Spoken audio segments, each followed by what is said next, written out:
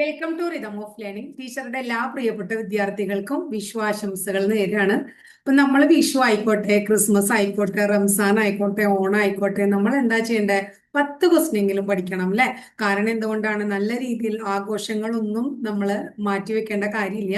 പക്ഷെ ഇനി വരുന്ന ആഘോഷങ്ങൾ കുറച്ചും കൂടെ ഗംഭീരമാക്കാൻ വേണ്ടിയിട്ട് നല്ലൊരു ജോലി നേടുക എന്നുള്ളതാണ് നമ്മുടെ ലക്ഷ്യം അല്ലെ? അപ്പൊ അതിന് വേണ്ടിയിട്ട് തീർച്ചയായിട്ടും നമ്മൾ പഠിക്കണം. അപ്പൊ അതുകൊണ്ട് ഇന്ന് നമ്മൾ കുറച്ച് കറണ്ട് അഫയേഴ്സ് ക്വസ്റ്റ്യൻസ് പഠിക്കുകയാണ്. അപ്പോൾ വലിയൊരു SCRT ചാപ്റ്ററോ അല്ലെങ്കിൽ ടോപ്പിക്സിന്റെ വലിയൊരു ഭാഗമൊന്നും എടുത്ത് ഞാൻ നിങ്ങളെ ബോറടിപ്പിക്കുന്നില്ല. കുറച്ച് കറണ്ട് അഫയേഴ്സ് ക്വസ്റ്റ്യൻസ് പഠിച്ച് ഇന്നത്തെ ക്ലാസ് നമുക്ക് അവസാനിപ്പിക്കാം കേട്ടോ. അപ്പോ ആദ്യം തന്നെ നമ്മൾ പഠിക്കാൻ പോകുന്നത് നേപ്പാളിന്റെ പ്രധാനമന്ത്രിയാണ്. ആരാണ് നേപ്പാളിന്റെ പ്രധാനമന്ത്രി? അപ്പൊ നേപ്പാളിന്റെ പ്രധാനമന്ത്രിയുടെ പേര് എന്താണ്? ബലേൻ ഷാ എന്നാണ്. എന്താണ്? ബലേൻ ഷാ. അപ്പൊ ബലേൻ ഷായാണ് എവിടുത്തെ പ്രധാനമന്ത്രി? നേപ്പാൾ പ്രധാനമന്ത്രി. അടുത്തത് 2025 എത്രയാണ്? 2025 മുപ്പത്തി അഞ്ചാമത്തെ സരസ്വതി സമ്മാൻ നേടിയത് ആരാണ്? 2025 മുപ്പത്തി സരസ്വതി സമ്മാൻ നേടിയത് ആരാണ്? അദ്ദേഹത്തിന്റെ പേര് രാംകുമാർ മുഖോപാധ്യായ. രാംകുമാർ മുഖോപാധ്യായ ബംഗാളി സാഹിത്യകാരനാണ്. ബംഗാളി സാഹിത്യകാരനായ രാംകുമാർ മുഖോപാധ്യായക്കാണ് 2025 മുപ്പത്തി എന്ത് ലഭിച്ചത്? സരസ്വതി സമ്മാൻ ലഭിച്ചത്. വളരെ ഇമ്പോർട്ടന്റ് ആണ്. 2025 സരസ്വതി സമ്മാൻ പുരസ്കാരം നേടിയത് ബംഗാളി സാഹിത്യകാരനായ രാംകുമാർ മുഖോപാധ്യായ. ഇദ്ദേഹം 2020 പ്രസിദ്ധീകരിച്ച ഹര പാർവതി കഥ ട്ടോ, കഥയുടെ പേര് ഹര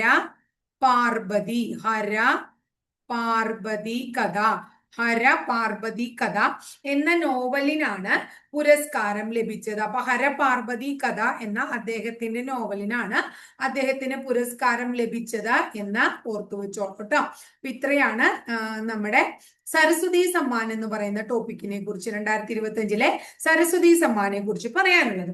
ഇനി അടുത്തത് ദക്ഷിണേന്ത്യയിൽ മാത്രം, അതായത് സൗത്ത് ഇന്ത്യയിൽ മാത്രം കാണപ്പെടുന്ന സൗത്ത് ഇന്ത്യയില് ഗംഗ, അതുപോലെ തന്നെ ബ്രഹ്മപുത്ര നദീതടങ്ങൾ പ്രധാന ആവാസ കേന്ദ്രമായിട്ടുള്ള ശുദ്ധജല ആമയുടെ പേര് എന്താണ്? സൗത്ത് ഇന്ത്യയിൽ മാത്രം കാണപ്പെടുന്ന ഗംഗ, ബ്രഹ്മപുത്ര നദീതടങ്ങൾ പ്രധാന ആവാസ കേന്ദ്രമായ ശുദ്ധജല ആമയുടെ പേര് എന്താണ്? Red crown. എന്താണ്? റെഡ് ക്രൗൺ ട്ടോ, പഠിക്കുക. റെഡ് ക്രൗൺ റൂഫഡ് ആമ. റെഡ് ക്രൗൺ റൂഫഡ് ടർട്ടിൽ എന്നാണ് അതിന്റെ പേര്. അപ്പൊ സൗത്ത് ഇന്ത്യയിൽ മാത്രം കാണപ്പെടുന്നു. ഗംഗ, ബ്രഹ്മപുത്ര നദീതടങ്ങളാണ് പ്രധാന ആവാസ കേന്ദ്രം. ഇത് ശുദ്ധജല ആമകളാണ് എന്ന് ഓർത്തുവെക്കാം. ഇനി കേരള ഹൈക്കോടതിയിലെ, നമ്മുടെ കേരളത്തിലെ ഹൈക്കോടതിയിൽ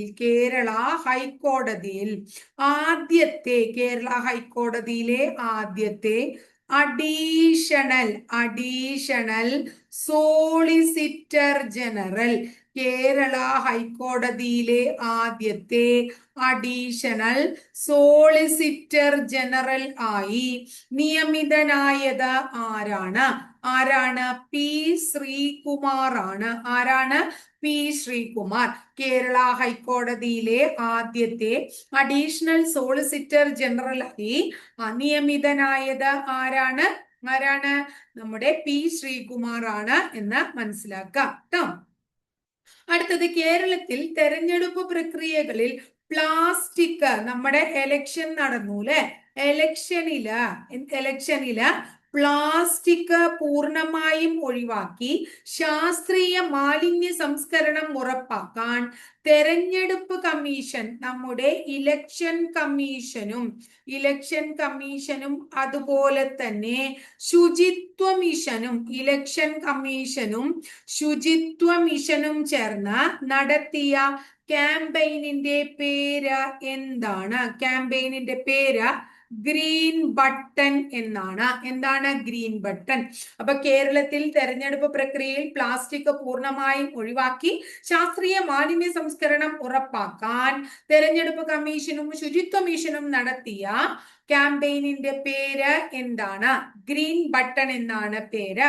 അടുത്തത് ചൈനയിലെ, എവിടത്തെ? ചൈനയിലെ ഇന്ത്യൻ അംബാസിഡറായി നിയമിതനായത് വിക്രം കെ ദൊരൈസ്വാമി. ചൈനയിലെ ഇന്ത്യൻ അംബാസിഡറായി നിയമിതനായത് വിക്രം കെ ദൊരൈസ്വാമിയാണ്. കേരളത്തിലെ തിരഞ്ഞെടുപ്പ് ഉദ്യോഗസ്ഥർക്ക് മികച്ച പരിശീലനം നൽകാൻ രാജ്യത്ത് ആദ്യമായി പുറത്തിറക്കിയ ഓൺലൈൻ ഇലക്ഷൻ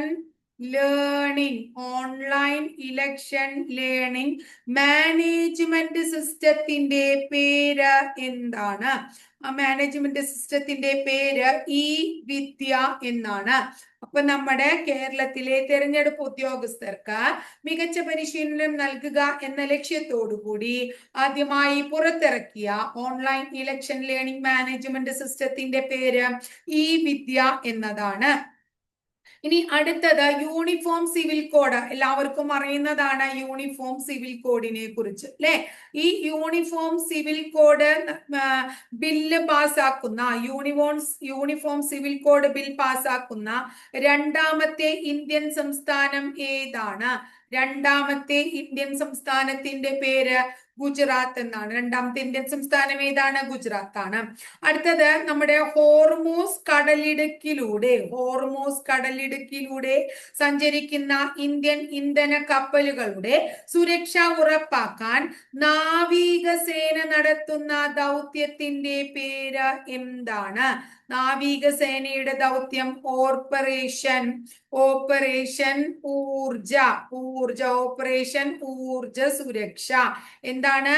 ഓപ്പറേഷൻ ഊർജ സുരക്ഷ എന്നാണ് പേര്. ഹോർമൂസ് കടലിടുക്കിലൂടെ എന്താണ് സഞ്ചരിക്കുന്ന ഇന്ത്യൻ ഇന്ധന കപ്പലുകളുടെ സുരക്ഷ ഉറപ്പാക്കാൻ നാവികസേന നടപ്പാക്കുന്ന ദൗത്യത്തിന്റെ പേരാണ് ഓപ്പറേഷൻ ഊർജ സുരക്ഷ എന്നത്. ഇനി 2025 പുതിയ ആദായ നികുതി നിയമത്തെ കുറിച്ച് 2025 പുതിയ ആദായ നികുതി നിയമം 2025 പുതിയ ആദായ നികുതി നിയമത്തെ കുറിച്ച് പൗരന്മാർക്കിടയിൽ അവബോധം സൃഷ്ടിക്കാൻ കേന്ദ്ര ധനകാര്യ മന്ത്രാലയം ആരംഭിച്ച ക്യാമ്പയിനിന്റെ പേര് എന്താണ്? എന്താണ് ക്യാമ്പയിനിന്റെ പേര്? പ്രാരംഭ് എന്നാണ്. എന്താണ് ക്യാമ്പയിനിന്റെ പേര്? പ്രാരംഭ് എന്നാണ് ക്യാമ്പയിനിന്റെ പേര്.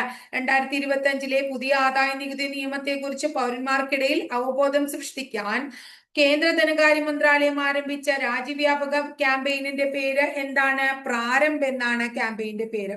നമ്മുടെ സംസ്ഥാനത്തിന്റെ പേര് കേരളം എന്ന് മാറ്റാനുള്ള സംസ്ഥാന നിയമസഭയുടെ ശുപാർശ കേന്ദ്ര മന്ത്രിസഭാ യോഗം അംഗീകരിച്ചത് എന്നാണ്? 2026 ഫെബ്രുവരി 24 അപ്പൊ നമ്മുടെ സംസ്ഥാനത്തിന്റെ പേര് കേരളം എന്ന് മാറ്റാനുള്ള സംസ്ഥാന നിയമസഭയുടെ ശുപാർശ കേന്ദ്ര മന്ത്രിസഭാ യോഗം അംഗീകരിച്ചത് 2026 ഫെബ്രുവരി 24 2026 ഫെബ്രുവരി മാസത്തിൽ സമ്പൂർണ്ണ നക്സൽ വിമുക്ത സംസ്ഥാനമായി പ്രഖ്യാപിച്ചത് ഏതിനെയാണ്? ബീഹാറിനെയാണ്. 2026 ഫെബ്രുവരി മാസത്തിൽ സമ്പൂർണ്ണ നക്സൽ വിമുക്ത സംസ്ഥാനമായി പ്രഖ്യാപിച്ചത് ബീഹാറിനെയാണ്. 2027 AI ഇംപാക്ട് ഉച്ചകോടി 2027 AI ഇംപാക്ട് ഉച്ചകോടി നടക്കുന്നത് സ്വിറ്റ്സർലൻഡിലെ ജനീവയിലാണ്. 2027 AI ഇംപാക്ട് ഉച്ചകോടി നടക്കുന്നത് സ്വിറ്റ്സർലൻഡിലെ ജനീവയിലാണ്. നമ്മുടെ രാജ്യത്തെ ആദ്യത്തെ ഹൈഡ്രജൻ ട്രെയിനിന്റെ പരീക്ഷണയോട്ടം നടന്നത് എവിടെയാണ്? ഹരിയാനയിലെ ജിന്ദ് മുതൽ എവിടെയാണ്? സോനിപത്ത് വരെയാണ്. ഹരിയാനയിലെ ജിന്ദ് എന്ന് പറയുന്ന സ്ഥലം മുതൽ, ഹരിയാനയിലെ ജിന്ദ് മുതൽ എവിടെയാണ്, സോനിപത്ത് വരെയാണ്. ഹരിയാനയിലെ ജിന്ദ് മുതൽ സോനിപത്ത് വരെയാണ് നമ്മുടെ ആദ്യത്തെ ഹൈഡ്രജൻ ട്രെയിനിന്റെ പരീക്ഷണ ഓട്ടം നടന്നത്. ഇനി ഇന്ത്യ തദ്ദേശീയമായി നിർമ്മിച്ച സായുധ ഹെലികോപ്റ്റർ, ഇന്ത്യ തദ്ദേശീയമായി നിർമ്മിച്ച ഒരു സായുധ ഹെലികോപ്റ്ററില് രാഷ്ട്രപതി ദ്രൗപദി മുർമു 25 മിനിറ്റ് സഞ്ചരിച്ചു. ഏതാണ് അത്? പ്രചണ്ഡ്. ഏതാണ്? പ്രചണ്ഡ് എന്നാണ് അതിന്റെ പേര്. പ്രചണ്ഡ് എന്നാണ് അതിന്റെ പേര് കേട്ടോ. ഇന്ത്യ തദ്ദേശീയമായി നിർമ്മിച്ച സായുധ ഹെലികോപ്റ്റർ ഏതാണ്? പ്രചണ്ഡില് നമ്മുടെ ദ്രൗപദി മുർമു എന്ത് ചെയ്തു? 25 മിനിറ്റ് സഞ്ചരിച്ചു. അടുത്തിടെ പാകിസ്ഥാൻ അതുപോലെ തന്നെ അഫ്ഗാനിസ്ഥാൻ, ആരൊക്കെയാണ്? പാകിസ്ഥാനും അതുപോലെ തന്നെ ആരാണ്? അഫ്ഗാനിസ്ഥാനും. അഫ്ഗാനിസ്ഥാൻ നടത്തിയ അടുത്തിടെ പാകിസ്ഥാൻ അഫ്ഗാനിസ്ഥാനിൽ നടത്തിയ സൈനിക ആക്രമണത്തിന്റെ പേര്, പാകിസ്ഥാൻ അഫ്ഗാനിസ്ഥാനിൽ നടത്തിയ സൈനിക ആക്രമണത്തിന്റെ പേര് എന്താണ്? ഓപ്പറേഷൻ ഗസാബ്. ഓപ്പറേഷൻ ഗസാബ് ലിൽ ഹക്ക്. ഓപ്പറേഷൻ ഗസാബ് ലിൽ ഹക്ക് എന്നാണ്. ഓപ്പറേഷൻ ഗസാബ് ലിൽ ഹക്ക്. ഓപ്പറേഷൻ ഗസാബ് ലിൽ ഹക്ക് എന്നുള്ളതാണ് ട്ടോ. ഇനി അടുത്തത് ചലച്ചിത്ര രംഗത്ത് ഫ്രാൻസ് നൽകുന്ന ഉന്നത പുരസ്കാരമാണ് സെസാർ പുരസ്കാരം. ചലച്ചിത്ര രംഗത്ത് ഫ്രാൻസ് നൽകുന്ന പുരസ്കാരമാണ് സെസാർ പുരസ്കാരം. അത് നേടിയ ഹോളിവുഡ് ഹാസ്യ നടൻ ആരാണ്? ജിം കെയ്റി ആണ്. ആരാണ്? ജിം കെയ്റി. ആരാ നേടിയത്? ജിം കെയ്റി ആണ്. അടുത്തത് 2024-25 വർഷത്തെ സ്വരാജ് പുരസ്കാരത്തിൽ മികച്ച ഗ്രാമപഞ്ചായത്തായി തെരഞ്ഞെടുത്തത് ഉഴമലക്കൽ എവിടെയാണ്? തിരുവനന്തപുരം. മികച്ച ഗ്രാമപഞ്ചായത്ത് ഉഴമലക്കൽ, തിരുവനന്തപുരം. മികച്ച നഗരസഭ ആരാണ്? ഗുരുവായൂർ. മികച്ച നഗരസഭ ഗുരുവായൂർ. മികച്ച മുനിസിപ്പൽ കോർപ്പറേഷൻ തിരുവനന്തപുരം. ഏതാ? തിരുവനന്തപുരം. 2024-25 വർഷത്തിലെ സ്വരാജ് പുരസ്കാരത്തിൽ മികച്ച ഗ്രാമപഞ്ചായത്ത് തിരുവനന്തപുരത്തെ ഉഴമലക്കൽ, മികച്ച നഗരസഭ ഏതാണ്? ഗുരുവായൂർ, മികച്ച മുനിസിപ്പൽ കോർപ്പറേഷൻ തിരുവനന്തപുരം. അപ്പൊ ഇന്ന് ഇത്രയേ ഉള്ളൂ. വളരെ കുറച്ച് ക്വസ്റ്റ്യൻസേ ഉള്ളൂ. അതായത് എനിക്കറിയാം എല്ലാവരും തിരക്കാണ്, എല്ലാവർക്കും എന്തുണ്ട്, പല രീതിയിലുള്ള ആഘോഷങ്ങളും കാര്യങ്ങളൊക്കെ ഉണ്ട്. പക്ഷെ മക്കളെ, നമ്മുടെ ആഘോഷം നമ്മുടെ പഠിപ്പിന്റെ ഇടയിൽ പഠിപ്പ് ആഘോഷത്തിന്റെ ഇടയിൽ മുങ്ങിപ്പോവാണ്ട് നിങ്ങൾ നോക്കണം. 10 ക്വസ്റ്റ്യൻ 10 ക്വസ്റ്റ്യൻ പഠിച്ചോളോട്ടോ എന്ന്. എല്ലാവർക്കും ടീച്ചറുടെ ഹാപ്പി വിഷു ഒന്നും കൂടെ, ടീച്ചറുടെയും ടീച്ചറുടെ കുടുംബത്തിന്റെയും ഹാപ്പി വിഷു നേരെയാണ് എല്ലാവർക്കും അടുത്ത വിഷു ആകുമ്പോഴേക്കും നല്ല ജോലി കിട്ടാനായിട്ട് സാധിക്കട്ടെ എന്ന് ടീച്ചർ ആത്മാർത്ഥമായിട്ട് പ്രാർത്ഥിക്കുന്നു. അപ്പൊ അടുത്ത ദിവസം മറ്റൊരു ക്ലാസ്സിൽ കാണാം. അതിനു മുമ്പ് ടീച്ചറുടെ ക്ലാസ് ഇഷ്ടപ്പെടാൻ ചെന്ന് ലൈക്ക് ചെയ്യണം. ഇഷ്ടപ്പെട്ട ക്ലാസ്സുകൾ നിങ്ങൾ കൂട്ടുകാരിലേക്ക് ഷെയർ ചെയ്യണം. ആദ്യമായിട്ട് ചാനൽ കാണുന്നവർ ചാനൽ ഒന്ന് സബ്സ്ക്രൈബ് ചെയ്യുക. അതോടൊപ്പം ബെല്ലൈക്കൺ കൂടി ഒന്ന് എനേബിൾ ചെയ്താൽ ടീച്ചർ ഓരോ ദിവസം അപ്ലോഡ് ചെയ്യുന്ന വീഡിയോസ് കൃത്യമായിട്ട് നിങ്ങൾക്ക് നോട്ടിഫിക്കേഷൻ ആയിട്ട് ലഭിക്കുകയും ചെയ്യും.